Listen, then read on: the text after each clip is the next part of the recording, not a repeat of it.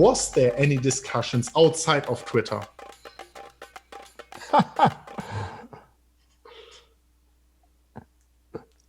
What an awesome question. The question on everyone's mind is, will Elon Musk and Tesla buy Bitcoin?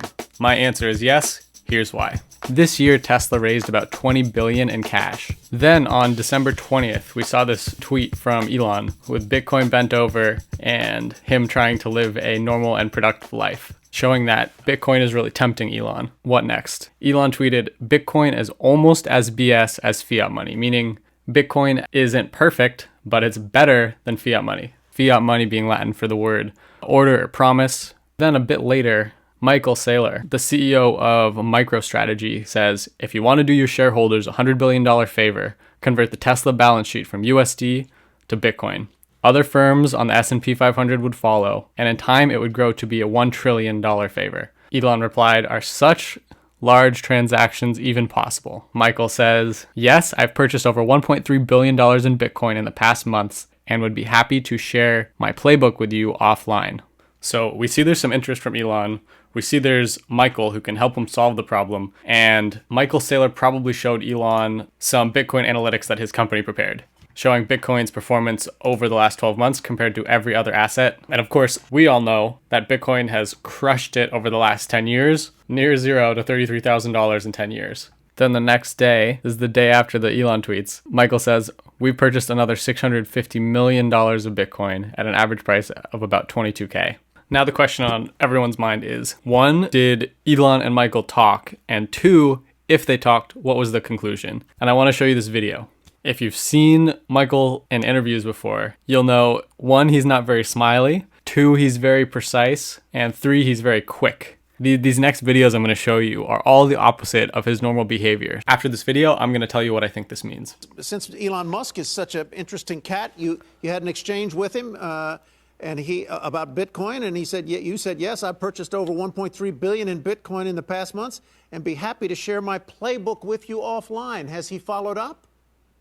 You know, I can't speak about my conversations with him, but what I can say is that Tesla, Apple, and Google all have the same problem. They're sitting on huge piles of cash and they're dissipating shareholder wealth at a rate of 15 to 20% a year times that cash. So if this smiley behavior happened once, hard to say why, but it happened again. Check this out. Maybe you can share, was there any discussions outside of Twitter?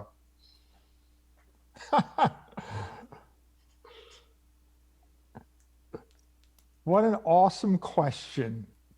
Look, the entire world knows what I said to Elon Musk on Twitter. And my view is that's the same thing I would say to any big tech company. Like, they all should be thinking about plugging their balance sheet or their P&L into the Bitcoin monetary network. I think these two Michael Saylor interviews show there is something there, and the response of, that's a very interesting question, I think was Michael's way of saying, that's the best question you can ask that I can't tell you the answer to. We see this 3-second gap between the question and the answer. And it's not that Michael isn't exceptionally clear about what happened. He's just having to choose his words very, very carefully. So about a week after these Michael Saylor and Elon exchanges on December 21st, Elon says, just meeting with Larry Ellison to seek some advice, back working on Tesla soon. Now, this could be related to Dave Lee's proposal, which Elon responded to, about a holding company for Tesla.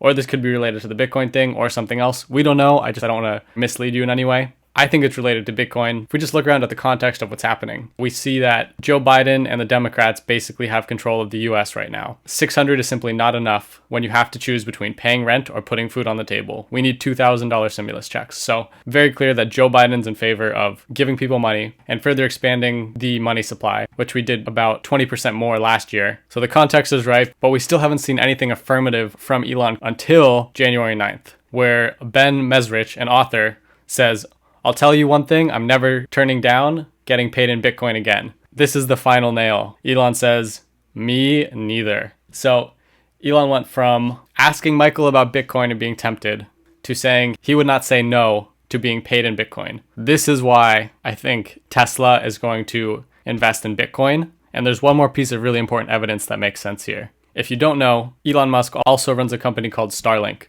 Starlink's goal is to launch satellites around the globe, which they've already done, and deliver high-speed internet to locations where internet has not been accessible before. This would mean between Starlink and Bitcoin, you can provide all these people with access to the internet and banking. And we can see Elon's very clear on how he wants to spend his money. He says about half of my money is intended to help problems on Earth. And if a lot of people on Earth don't have access to banks and the ability to store value and think long term, that's a problem to be solved. Then on January 13th, we see Elon Musk post this about sea shanties. That's a trend on TikTok right now. It's a communal work song with a call and response. The winds blew up her bow, up down or below, my billy boys blow.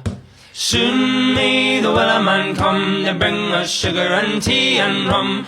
So if you go on Wikipedia, you can see sailors would perform shanties, basically singing a song together to perform a task. So I might be 100% wrong on this. There could be a double meaning here. One is clearly related to SpaceX and practicing engine starts. And the second kind of saying, hey, this Bitcoin thing, here's my call, are you going to respond? The main counter argument to all this is Bitcoin requires an enormous amount of energy to mine. While that is true, I do think the products that Elon and Tesla offer, such as the solar roof, solar panels for existing roofs, and the Tesla Powerwall, would all allow energy efficient mining of Bitcoin, which fits in line with Tesla's mission statement to transition the world to sustainable energy. At this point, you're probably wondering, if Elon was going to buy Bitcoin, why didn't he just do it already?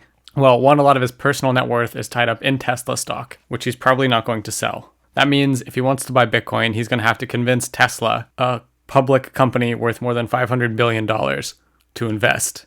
It's not something you can just do overnight. In the case of Michael and MicroStrategy, he talks about having to convince the CFO and other members of his team to adopt it. And now we see that Michael even has a Bitcoins for Corporations video series, because large companies do have to look through this stuff. They don't have a fiduciary duty to maximize shareholder value in the short term, but they do have a duty to their shareholders, legally speaking. These companies have to look at the strategy of it. They have to look at the risks, how to account for it. It's definitely a jump into a new territory. So while I don't have your answer as to when exactly this will happen, I'm more confident than not that Elon Musk and Tesla will buy Bitcoin. I have one last thing for you, and I bet this is some of the stuff that Michael told Elon. And if you want to see more videos like this, make sure to subscribe.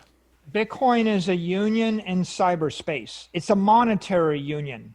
It's a more perfect monetary union. The sooner you join, the better you are off. And as people join, it gets more powerful, and and the price goes up. So if you're Tesla, you want to be first, because Apple will pay twice as much, and then Google will pay twice that much, and Facebook will pay twice that much. And eventually everybody's got to join, because if you don't join, you're going to lose 15% to 20% of your purchasing power. So ultimately, everybody's in this stampede to preserve their wealth or their purchasing power. And in this particular case, Bitcoin is the dominant answer. And as people start to realize that, it's just going to accelerate the transition and the adoption rate.